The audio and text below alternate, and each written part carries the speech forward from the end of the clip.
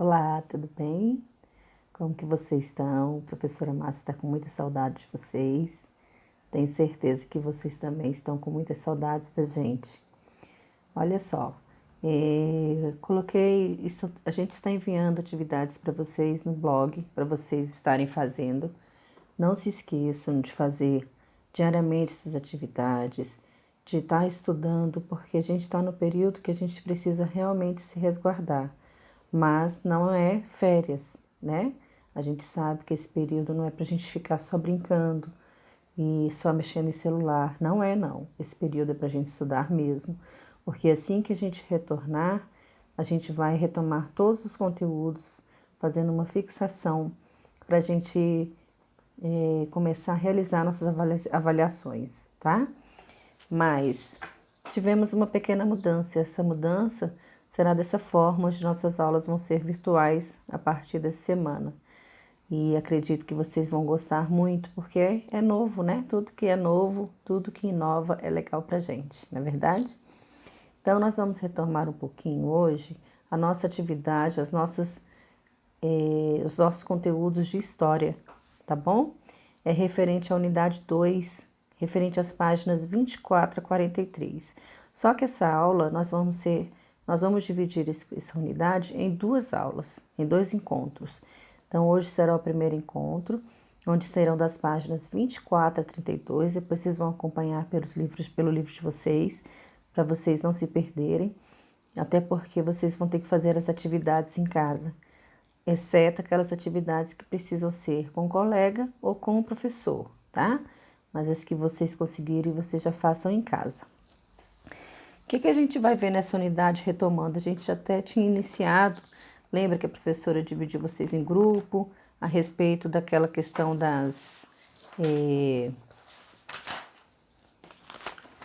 dos produtos que eram retirados da Amazônia, né?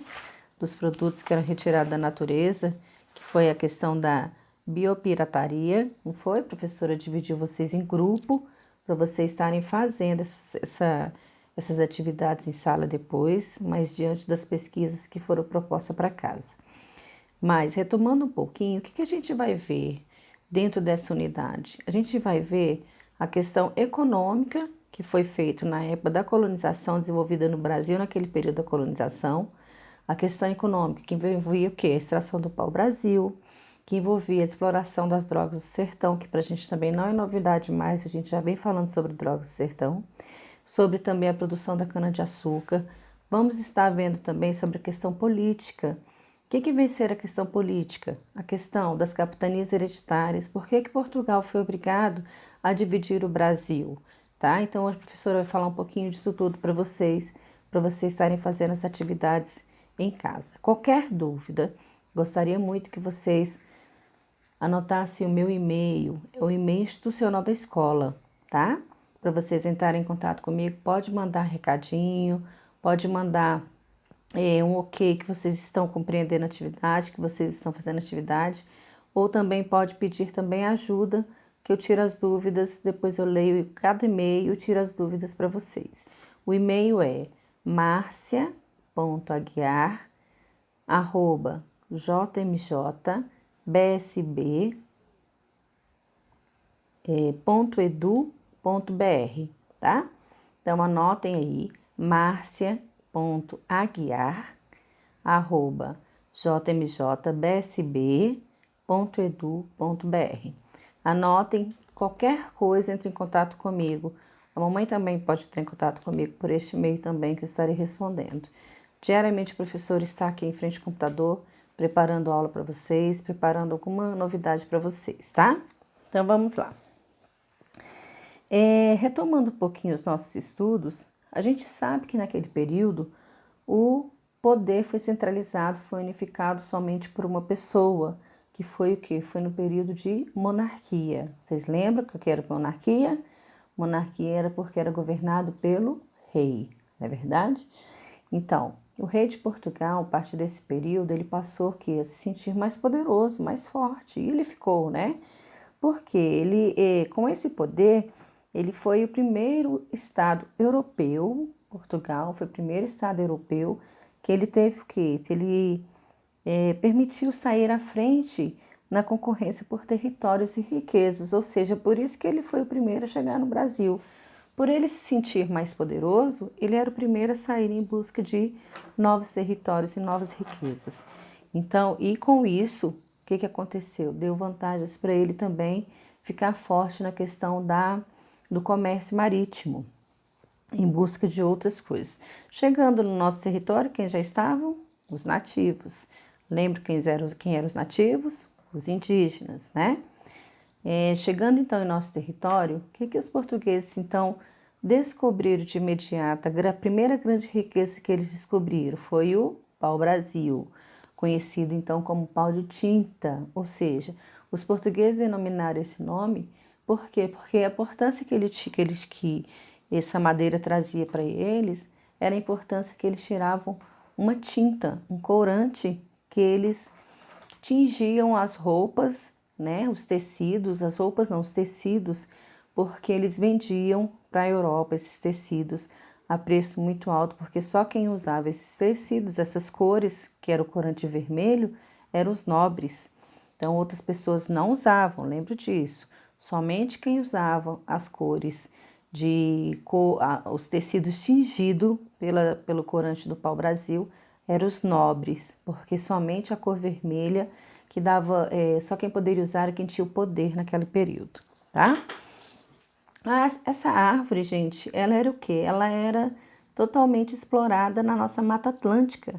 A nossa Mata Atlântica, ela ficava onde? Ela se localizava na área litorânea. A professora colocou para vocês também a área litorânea, não foi? Desenhei para vocês aquele período também quando a gente estava em aula. Mas tem uma folhinha aqui que eu separei para vocês. Depois eu vou deixar para vocês darem uma olhadinha lá no blog também, ó. Deu para olhar direitinho? Então, a área litorânea é essa que está na chave aí, ó. Ou seja, do Rio Grande do Norte até o Rio de Janeiro, que havia o pau-brasil, tá? Mas quem é que ficava com a parte mais difícil, mais pesada nessa exploração? Eram os indígenas.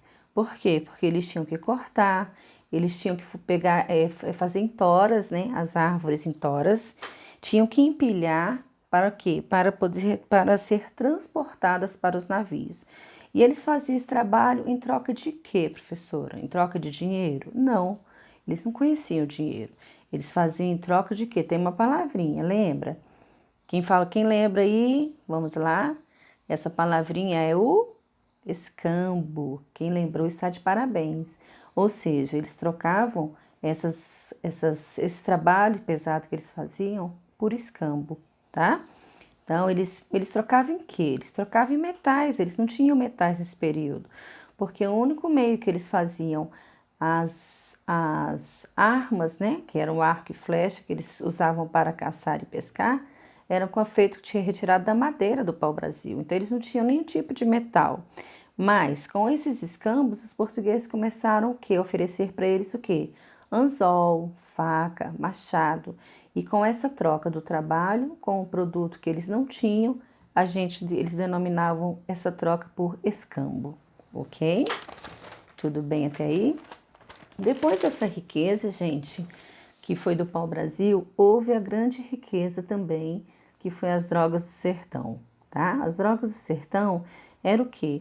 Eram produtos explorados dentro da nossa mata amazônica, que quem plantava e quem colhia eram os próprios indígenas. Eles faziam isso dentro das missões. O que eram as missões?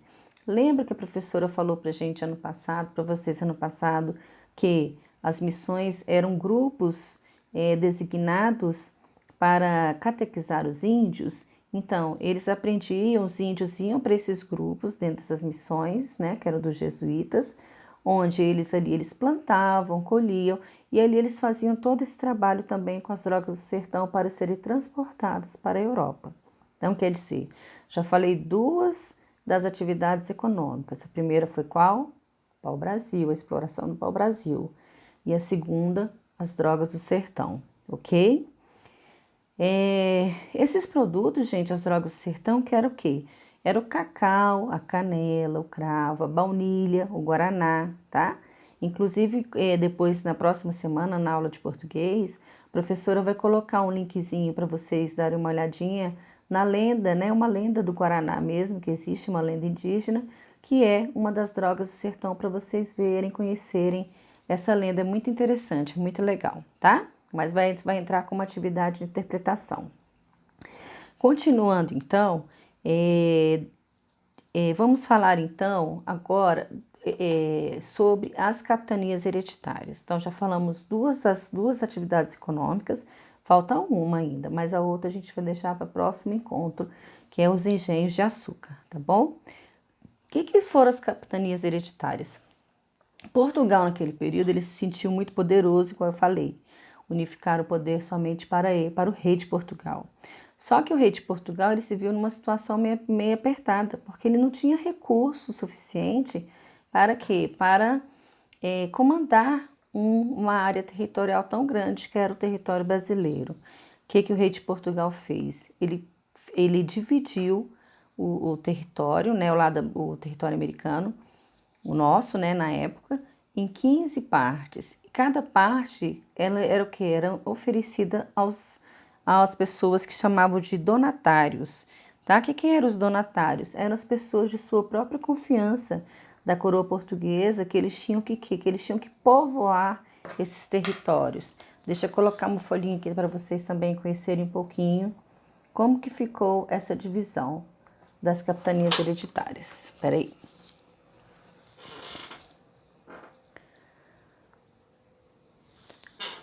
Ok? A gente está se virando nos 30, né? Então, continuando. Então, o que eles fizeram? O rei de Portugal, então, dividiu essa área, né, toda em 15 partes, dando uma parte para cada donatário, para que eles tivessem a condição de explorar essas áreas com seus próprios recursos, porque lembra que eu falei que Portugal não tinha recurso?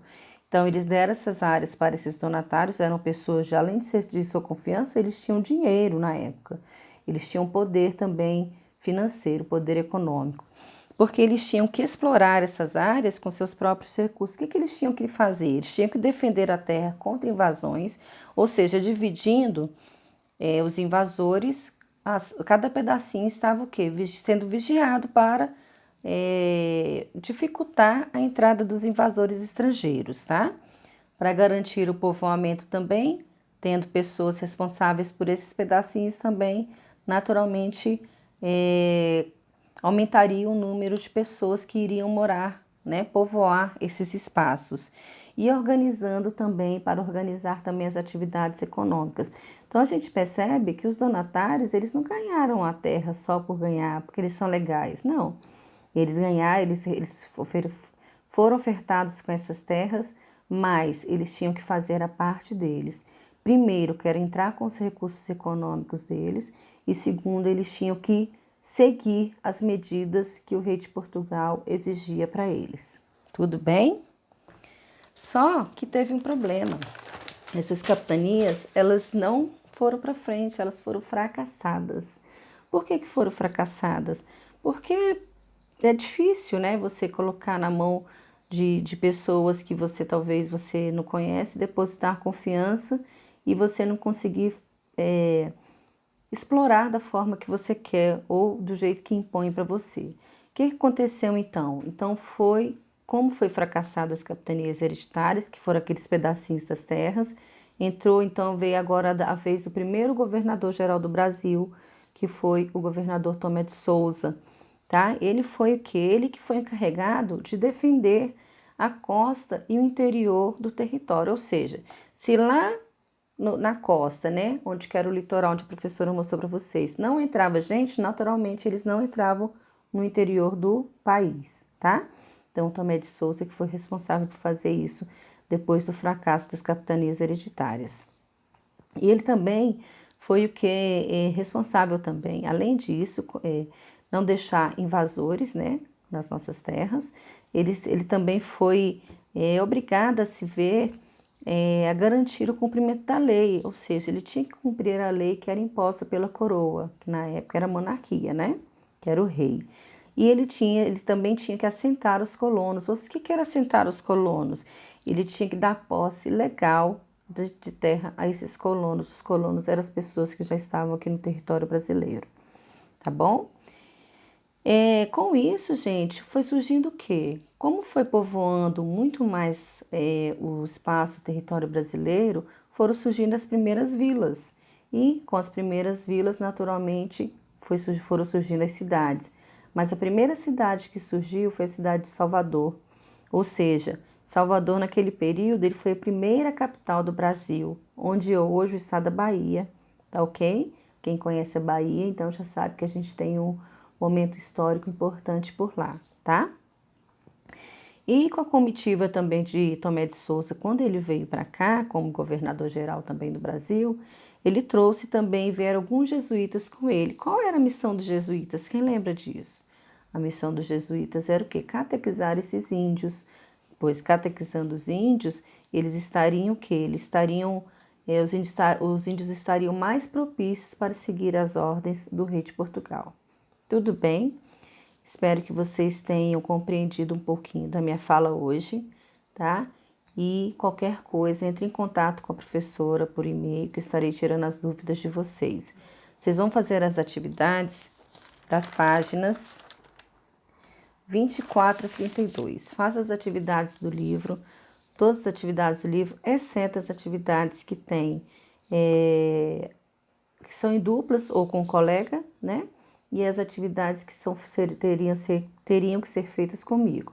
Mas façam sozinhos as outras, grifem as coisas do livro que vocês acharem mais importante. Semana que vem, o professor estará dando a segunda aula a respeito desse conteúdo, tá? Eu não acho necessário eu falar tudo hoje para vocês não compreenderem bem. Então, na semana que vem, a professora retoma mais um pouquinho com vocês e tira as dúvidas que surgirem no meu e-mail. Lembrando que eu já mandei meu e-mail para vocês estarem anotando lá, mandando para mim, tá? Fiquem com Deus, um beijo. Levem a sério os nossos estudos. A professora Márcia está estudando muito também. Diariamente, eu, como as outras professoras, a nossa equipe toda está fazendo também muitos cursos, né, para compreender como esses recursos novos agora, né, que a gente precisa trabalhar com vocês. Não está sendo fácil, mas eu tenho certeza que vocês também estão estudando daí e vamos estudar juntos, tá? Um beijo, fica com Deus, estou com muitas saudades. Beijo.